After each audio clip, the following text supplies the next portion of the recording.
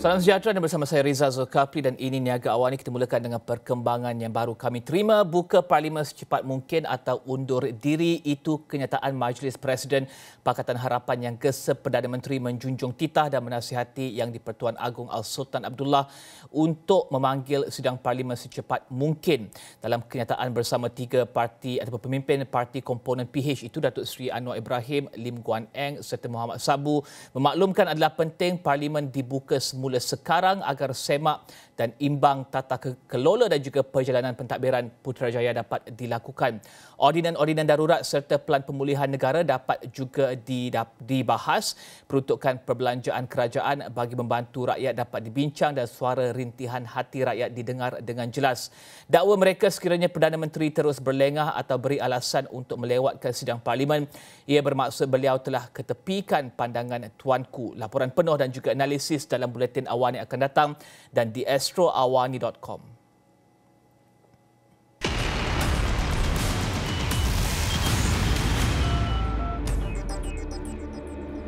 Seterusnya, Khazanah Nasional berhad optimis ekonomi Malaysia mampu pulih tahun ini seiring pelaksanaan Pelan Pemulihan Negara yang diumumkan Perdana Menteri. Pengarah urusannya Datuk Syaril Reza Rizwan berkata faktor pemangkin kepada kejayaan pelan itu adalah menerusi program imunisasi COVID-19 kebangsaan. Dan sama-sama kita saksikan temu bual tersebut yang telah saya rakamkan semalam. Datuk, berdasarkan kepada pelan pemulihan yang diumumkan Perdana Menteri, adakah Datuk melihat strategi dan kepimpinan yang jelas dalam pelaksanaan untuk pembukaan kembali ekonomi dan juga sektor sosial secara penuh pada November dan Disember ini? Bagi Khazanah, apa yang ingin dilihat untuk pastikan Khazanah boleh rancang ataupun ubah strategi untuk sekurang-kurangnya 6 bulan akan datang, Datuk? Alhamdulillah, nampaknya satu plan telah pun dilancarkan oleh kerajaan untuk memastikan bahawa kita ada satu jalan keluarlah daripada krisis yang melandakan negara kita pada masa ini. Dan plan itu kalau kita tengok adalah berlandaskan markers ataupun data yang diperlukan supaya para pelabur semacam Khazanah serta juga orang-orang bisnes bolehlah merancang untuk memastikan bahawa kita boleh memulihkan ekonomi kita. Apa yang kita lihat pada masa ini adalah satu plan di mana kita dah tahu apakah marker-marker dia, iaitu seperti kadar infeksi, kadar vaccination yang diperlukan supaya kita boleh bergerak dari satu fasa ke satu fasa yang lain.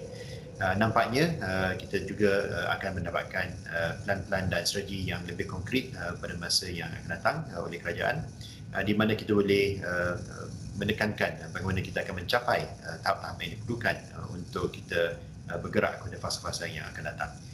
Bagi Khazanah, ia akan memberikan peluang kepada kita dan penjelasan supaya kita boleh merancang dengan para company yang kita melabur untuk merancang bagaimana kita boleh menuju ke masa depan yang akan datang. Yang paling mustahak ialah supaya industri-industri yang paling teruk dilanda oleh COVID seperti penerbangan dengan pelancongan, inilah industri-industri yang memerlukan strategi-strategi yang lebih mantap dan lebih konkret supaya kita boleh memperjelaskan lagi bagaimana kita boleh sampai ke tahap yang fasa yang keempat. Bercakap berkenaan dengan industri tersebut, ya, bagaimana pula dengan syarikat pelaburan berkaitan pelancongan dan sosial Khazanah seperti Malaysia Airlines, MAHB, Team Attractions, Resorts and Hotels? Adakah Khazanah mempunyai sumber untuk terus sokong syarikat ini sehingga keadaan kembali normal? Pada kita lebih jelaslah bahawa industri-industri yang memang teruk dilanda oleh COVID, penerbangan, pelancongan, lapangan terbang akan terus dilanda oleh COVID sehinggalah tahun ini habis. Dan kita pasti bahawa kerajaan akan memberikan lebih lagi strategi yang kukuh bagaimana industri-industri yang tersebut dapat menampung sehingga kita sampai ke fasa keempat.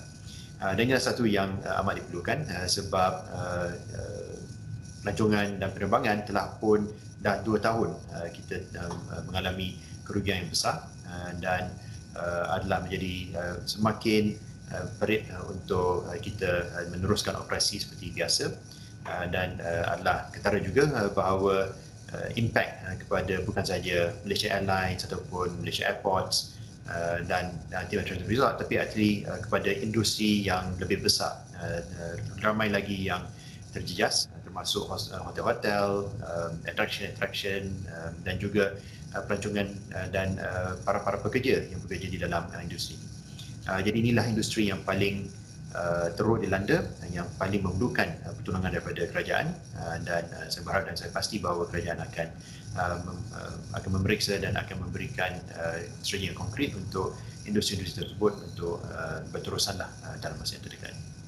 Dan Datuk, adakah tempoh peralihan selama 6 bulan ini ataupun total lockdown yang telah berlaku sepanjang ataupun ketika ini beri kesan kepada pengimbangan semula ataupun rebalancing dan juga proses pelbagaikan portfolio ataupun diversification yang dirancang pada tahun ini oleh Khazanah? Adakah Datuk lihat aliran dividen akan berkurangan tahun ini? Kalau kita tengok dari segi perjalanan Khazanah semenjak 2018 bila kita buat reset ataupun penulisan semula strategi Khazanah,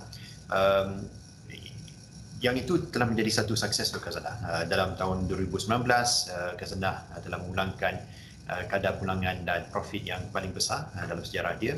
Untuk tahun 2020, walaupun mula dilanda oleh COVID, kami masih lagi ada profit atau keuntungan sebanyak hampir 3 bilion ringgit, dan itu adalah walaupun kita membuatkan provision ataupun impairment untuk penerbangan dan pelancongan sebanyak 5 bilion ringgit.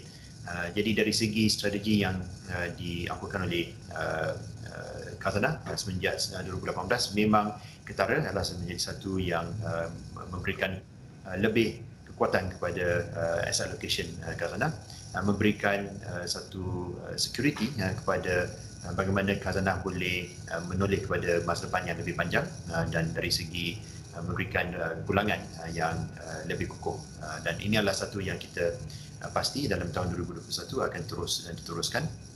Dan strategi tersebut adalah satu strategi yang jangka panjang. Dia bukan sahaja dari segi membuat kita menoleh pada masa hadapan yang singkat saja, tapi adalah satu yang lebih mustahak kepada jangka panjang supaya Khazanah boleh terus lagi memainkan peranan sebagai satu institusi yang memang mustahak kepada kerajaan dan kepada negara Malaysia. Dan pelaburan dalam pasaran awam global mencatatkan 26% pulangan pada tahun 2020. Adakah Khazanah lihat ini boleh imbangi pulangan yang rendah daripada pasaran awam di Malaysia, dijangka mungkin berterusan rendah pada tahun ini? Apa strategi untuk asset allocation dan juga pelaburan Khazanah pada tahun ini? So untuk Khazanah ini adalah satu yang memang kita adalah sebab yang paling besar kenapa kita membuat pemulihan kepada strategi kita pada tahun 2018, iaitu untuk meningkatkan diversification dan risk management di Khazanah, supaya dari segi asset allocation kita lebih menjadi lebih kuat dari segi boleh diletakkan di pasaran-pasaran dunia, supaya pulangan daripada pasaran dunia akan menimbang dan akan memberikan satu penimbangan kepada pulangan di Malaysia. Dan terutama sekali sebab Khazanah ada exposure ataupun ada pun investment yang besar di dalam pelancongan dan di penerbangan, dan pulangan daripada pasaran global lah yang memberikan kita satu pertimbangan kepada kerugian yang dialami dalam tahun 2020 di sektor-sektor yang memang ketara dilanda oleh COVID. Dan kalau kita tidak membuat penyelarasan ini ataupun pentuturan asset allocation kita, maka impact pada Khazanah akan menjadi lebih besar. So alhamdulillah itu merupakan satu strategi yang telah pun berkesan dan berjaya, dan satu strategi yang kita akan teruskan ke masa depan. Adakah Khazanah menjangkakan pembayaran dividen mungkin rendah tahun ini melihat keadaan semasa, ataupun akan cuba dikekalkan pada tahap yang selesa untuk kerajaan? Dividen yang dibayar oleh Khazanah ke kerajaan adalah satu dividen yang dibincang setiap tahun dengan kerajaan, dan dia ada dua faktor. Satu faktor adalah apakah pulangan yang dilanjutkan oleh Khazanah. Dan kalau kita tengok dari segi 2019 dan 2020, walaupun keadaan ekonomi adalah satu yang mencabar, Khazanah masih lagi mencapai keuntungan yang tinggi, sebanyak hampir 7 bilion ringgit dalam 2019, 3 bilion ringgit dalam 2020, dan ia memberikan peluang kepada kita untuk membayar dividen yang diperlukan oleh kerajaan. Dan dividen yang diperlukan oleh kerajaan adalah juga tertakluk dari segi apakah keperluan kerajaan. Kita tahu bahawa dalam tahun 2020 dan 2021 kerajaan juga tertekan dari segi kewangan dan mungkin memerlukan dividen yang lebih besar. Dan oleh itu adalah satu yang akan dibincangkan oleh Khazanah dengan kerajaan pada hujung tahun ini, apakah tahap dividen yang diperlukan oleh kerajaan dan tahap dividen yang boleh dibayar oleh Khazanah, memenangkan bahawa keuntungan Khazanah untuk 2021 adalah satu yang kita hanya akan tahu pada hujung tahun. Dan Datuk, tempoh pandemik ini juga memaksa banyak negara untuk membuat pelaburan besar dalam teknologi hijau dan juga teknologi baru untuk mencari peluang dan juga pertumbuhan baru. Adakah ini satu strategi yang Khazanah akan terus terokai dalam proses mempelbagaikan portfolio? Kita tahu Khazanah ada buat pelaburan dalam syarikat teknologi dan juga syarikat hijau. Adakah mungkin lebih besar pelaburan Khazanah untuk teknologi hijau dan juga teknologi baru dalam era pasca pandemik ini? Actually sebelum pandemik pun kita telah pun menoleh untuk mencari investment ataupun peluang-peluang pelaburan yang lebih besar, terutamanya dalam sektor teknologi, sektor hijau, dan ini adalah satu strategi yang akan berterusan di Khazanah. Kita telah pun memerlukan semenjak 10 tahun yang lalu membuat lebih banyak pelaburan di dalam sektor teknologi. Dan pelaburan-pelaburan tersebutlah yang telah pun mendatangkan keuntungan yang besar kepada Khazanah. Dan kita jangkakan bahawa sektor-sektor tersebut, terutamanya di Malaysia, kalau ada peluang yang mencukupi syarat-syarat kita, akan menjadikan strategi kita di Malaysia juga lebih ketara dari segi apakah kita buat dari segi pelaburan impact ataupun impact investing di dalam sektor-sektor yang baru di Malaysia yang akan mencapai pertumbuhan ekonomi untuk Malaysia, serta juga memberikan peluang untuk menjana peluang-peluang pekerjaan untuk rakyat Malaysia yang lebih value add ataupun lebih tinggi untuk masa depan. Dan Datuk, bercakap berkenaan dengan impact, kita tahu bahawa ada inisiatif cerdik oleh Yayasan Khazanah untuk sumbang komputer riba kepada pelajar sekolah. Mungkin Datuk boleh jelaskan adakah ada kelewatan ataupun pelaksanaannya on time dan juga berapakah komputer riba yang telah disumbangkan Yayasan Khazanah sehingga kini? Mungkin Datuk boleh jelaskan. Yayasan Khazanah merupakan badan kita, badan amal kita yang peranan dia adalah sebagai satu agensi ataupun badan koordinasi di antara kerajaan dan syarikat swasta, di mana donation ataupun pendermaan dari syarikat swasta boleh digabungkan supaya kita boleh membeli laptop-laptop, komputer riba untuk kerajaan, dan kerajaan yang akan membuat distribution ataupun akan mengagihkan komputer-komputer tersebut kepada para pelajar yang memerlukannya. Pada awalnya memang ada kelewatan sedikit sebab dua perkara. Satu daripadanya ada kelewatan dari segi mendapat spesifikasi yang boleh kita membuat pembelian dari kerajaan. Dan yang keduanya adalah dari segi sektor pengilang yang akan membuat laptop-laptop tersebut ada kekurangan sebab masa COVID pandemik ini demand ataupun aggregate demand untuk laptop dan komputer riba memang telah pun mendadak di seluruh dunia dan ada kekurangan dari segi supply dan itu merupakan satu bottleneck dari segi pembelian kita, terutama dari segi spesifikasi yang diperlukan oleh kerajaan, dan setelah spesifikasi tersebut dimuktamadkan oleh kerajaan baru kita boleh membuat pembelian untuk kerajaan dari segi komputer tersebut. Tapi alhamdulillah sekarang ni kalau tak silap saya kebanyakan daripada masalah tersebut telah pun diselesaikan, dan dari segi delivery dan dari segi pemberian komputer tersebut kepada kerajaan telah pun dimulakan dan telah pun sampai lebih 100,000 unit telah pun diberikan, dan kerajaan sedang mengagihkan komputer-komputer tersebut kepada para pelajar yang membutuhkan. Dan Datuk, pendidikan tentunya menjadi faktor satu fokus utama Khazanah untuk bina kemakmuran yang lebih mapan dalam dunia pasca pandemik ini. Ini mungkin satu retorik, tetapi apakah strategi yang dilihat semula ataupun ditambah baik bagi Khazanah, Yayasan Khazanah untuk melihat kepada pendidikan untuk mengurangkan jurang ketidaksamarataan dan juga mewujudkan kemakmuran yang lebih mapan untuk anak-anak muda di Malaysia, Datuk?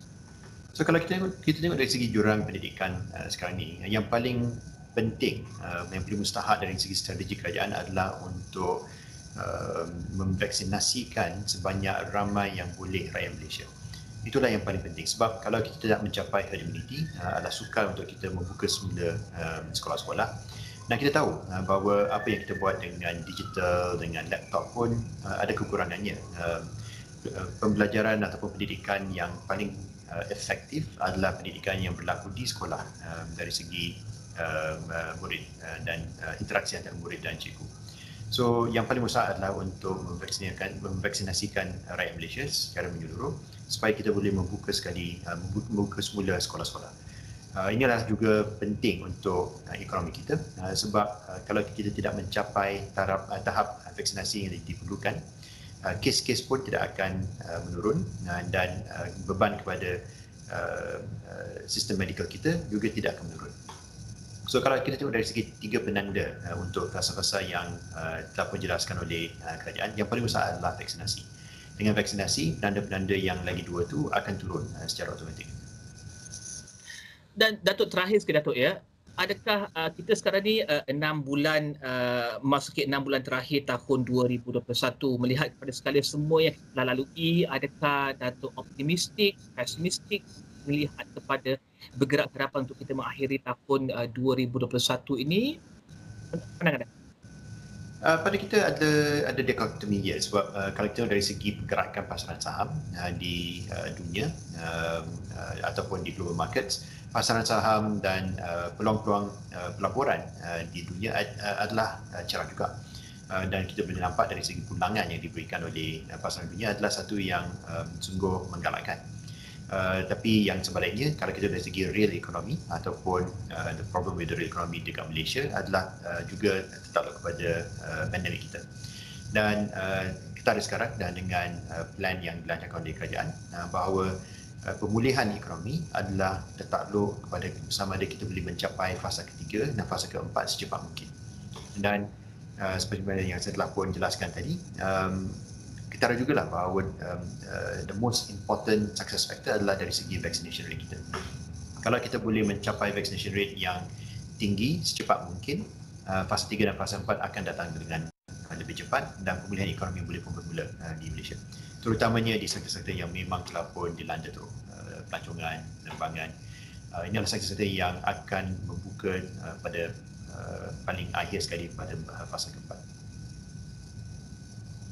Terima kasih Datuk kerana bersama kami di Astro Awani. Terima kasih, Izzah.